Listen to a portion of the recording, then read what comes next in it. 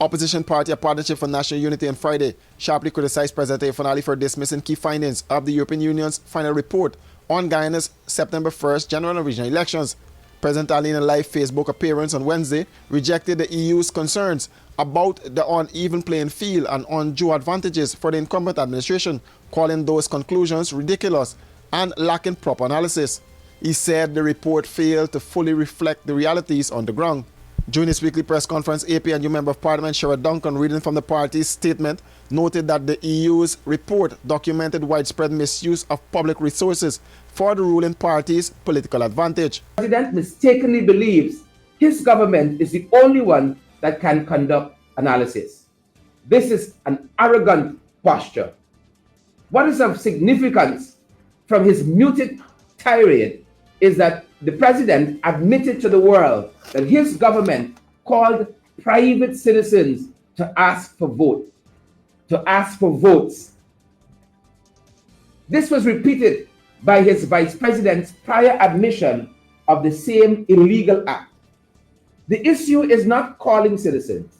The issue is that the government abused its power by using citizens' confidential and personal information garnered from government's cash transfer for political partisan aims.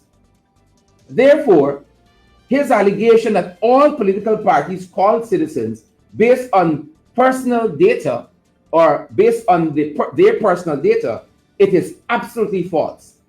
APNU did not and objects to this false allegation. Duncan added that the findings confirm the Ghana Elections Commission is currently unable to deliver free, fair, and credible elections. The election system needs a complete overhaul. APNU therefore calls on the government to immediately implement the EU priority recommendations before the next election, including reforms to the voters list, campaign finance laws, misuse of state resources, media fairness, data protection, and privacy. And also, we call on the government to release the 2022 population census without delay that costed taxpayers $2 billion. A modern electoral system cannot function without transparent population data. The President mentioned the European Union's long-standing role in the elections observation and reaffirmed that the EU was invited to monitor recent polls.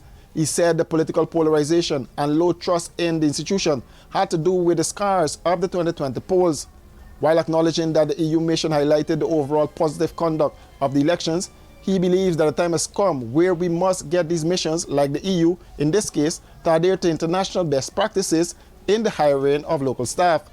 The EU Observer Mission's final report outlined 80 recommendations, including 6 priority areas: Guyana's legal framework, election administration, voter registration, election day procedures, media operations, and the conduct on social media.